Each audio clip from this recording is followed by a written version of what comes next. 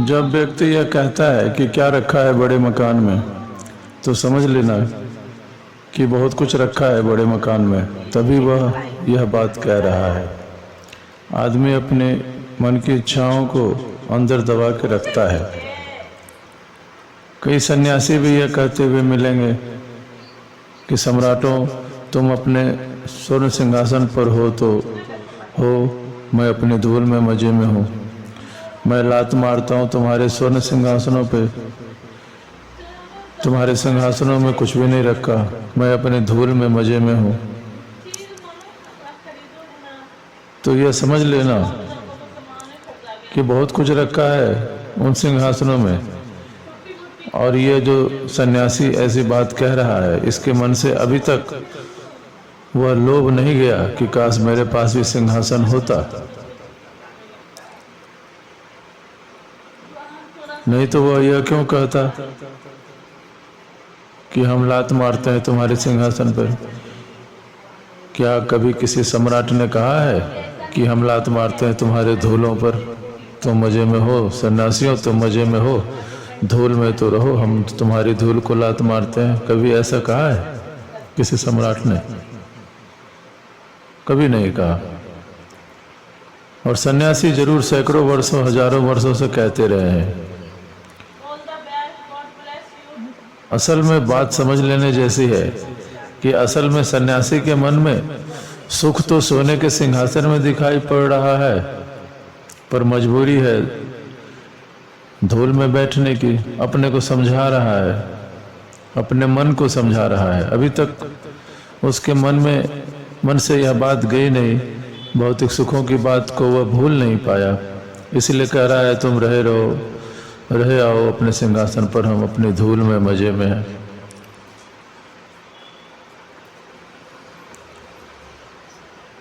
सिंहासन वाला तो कभी भी यह नहीं कहेगा कि तुम अपनी धूल में हो तो मजे में रहो, हमें क्या दिक्कत है।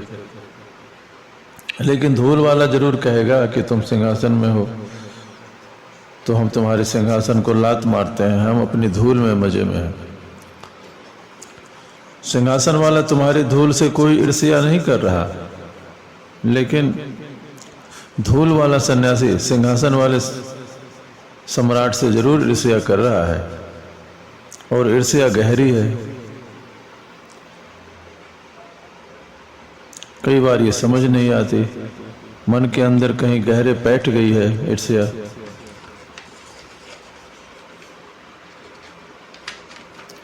और यह बड़े मजे की बात है कि जब हम अपने को समझाते हैं तो हमारे ख्याल में यह नहीं होता। हम कई तरकीबों से अपने को समझाते हैं। बड़ा मकान देखकर, पड़ोसी का बड़ा मकान देखकर कहते हैं क्या रखा है बड़े मकान में।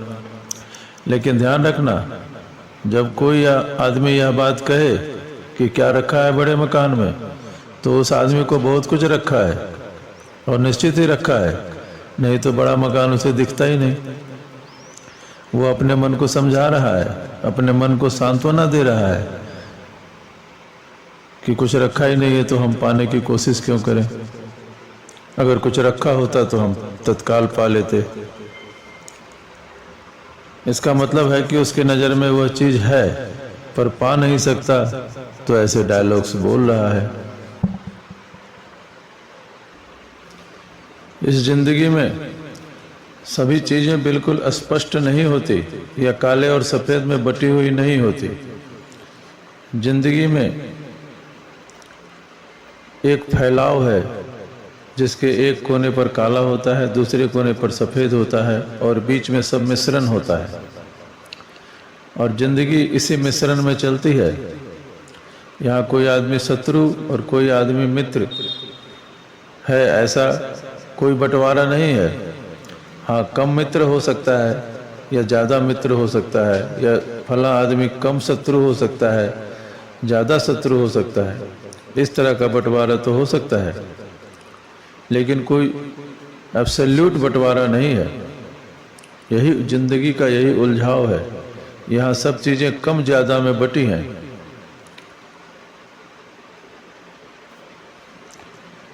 जब हम कहते हैं कि यह गर्म है और यह ठंडा है, लेकिन ठंडे का क्या मतलब होता है?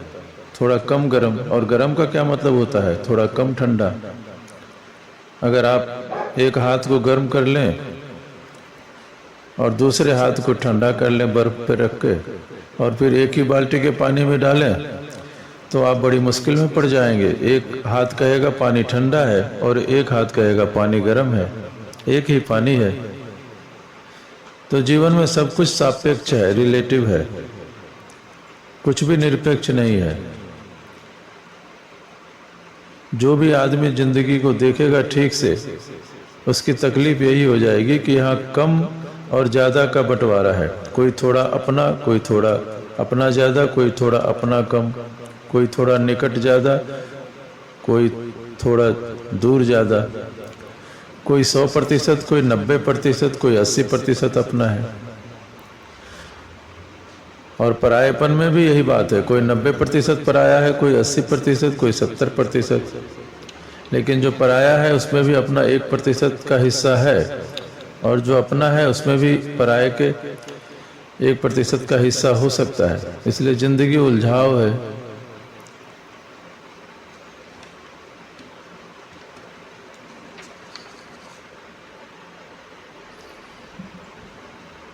और जो तथाकथित धार्मिक आदमी है वह भी पूरा धार्मिक नहीं है, अपने रास्ते निकाल लेता है। यह पूरी तरह नास्तिक भी नहीं है, वहाँ भी वह अपने रास्ते निकाल लेता है।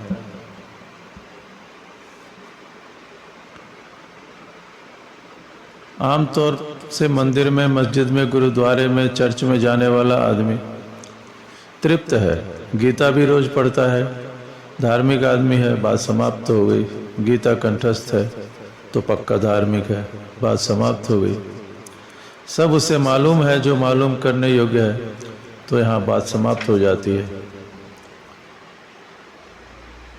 ऐसा आदमी खाली व्यक्ति होता है, उसमें कुछ करने को नहीं होता और उससे कुछ खतरा भी नहीं होता। उसे अतीत से जो धर्म मिला है, शास्त्रों से जो धर्म मिला है, वह उसकी धरोहर है। अतीत से, परंपरा से, रूढ़ी से जो धर्म मिला है वह उसके प्रतीक है, उन्हें कोई अड़चन नहीं है। तो इस प्रकार का धार्मिक व्यक्ति कंप्रोमाइजिंग होता है, समझौतावादी, और वह हर स्थिति में धर्म और अधर्म के बीच समझौते की खोज भी कर लेता है। ऐसा धार्मिक आदमी पाखंडी भी होता है। उसके दो चेहरे होते हैं, एक उसका धार्मिक चेहरा जो वह दिखाने के लिए रखता है, और एक उसका असली चेहरा जो काम चलाने के लिए वह रखता है। और इन दोनों के बीच कभी संघर्ष पैदा नहीं होता, कभी द्वंद्व भी पैदा नहीं होता, कभी उसे ऐसा नहीं लगता कि मैं दो हूँ, मेरे अंदर दो व्यक्तित्व हैं। वह बड़ा तरल होता है, लिक्विड होता है, इधर से उधर आसानी से हो जाता है, उसे कोई अड़चन भी नहीं आती। वह अभिनेता की तरह है, अभिनय बदल लेता है, उसे अड़चन नहीं आती। कल वह राम बना था, आज उसे रावण बना दे, कोई अड़चन नहीं है, वह रावण की वेशभूषा पहनकर खड़ा हो जाता है। और इस प्रकार का धार्मिक आदमी अधार्मिक से भी बदतर है, क्योंकि अधार्मिक आदमी अपनी पीड़ा ज़्यादा दिन नहीं झेल सकेगा, आज नहीं कल वह धार्मिक हो जाएगा। लेकिन जो आदमी धार्मिक है परंतु समझौते पर जी रहा है, वह अनंत काल तक इस स्थिति में रह सकता है।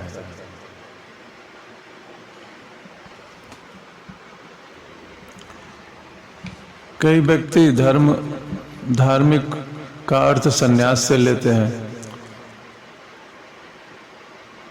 और वो जीवन के संकट में से भागने वाला संन्यास निकाल लेते हैं। वो कहते हैं कौन झंझट में पड़े, और एकदम से जंगल भाग जाते हैं। हालांकि वहां भी वे गीता अपने साथ ले जाते हैं, लेकिन क्या भगोड़े परमात्मा तक पहुंच सकते हैं? जो जीवन के सत्य से भाग जाते हैं, वे परमात्मा के अनंत सत्य की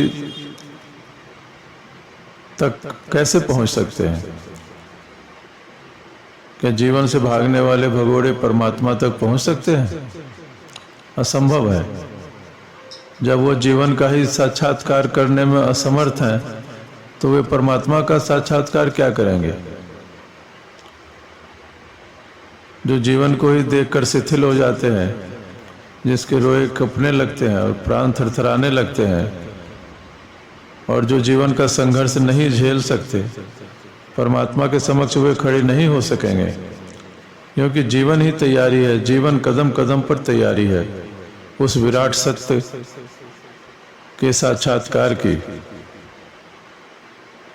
अब बड़े मजे की बात है, जो आदमी जिंदगी से लड़ने की सामर्थ्य नहीं जुटा पा रहा, वो भागने की सामर्थ्य जुटा लेता है। सामर्थ्य की तो कमी मालूम नहीं होती, शक्ति तो है, नहीं तो भागने की शक्ति कहाँ से पैदा होती? लेकिन क्या हम अपने से भागकर कहीं जा सकते हैं? हम सभी से भाग सकते हैं, पर अपने से नहीं भाग सकते, क्योंकि जहां हम भागेंगे वहां मैं तो अपने साथ ही पहुंचेगा।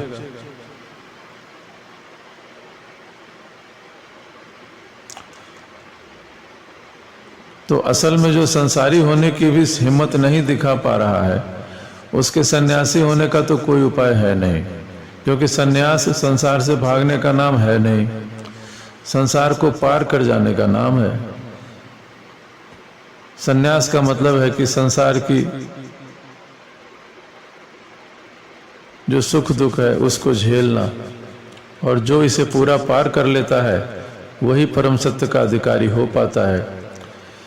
सन्यास का मतलब संसार से विरोध नहीं है, सन्यास का मतलब है संसार की संपूर्ण समझ और संघर्ष, और संघर्ष में जीत।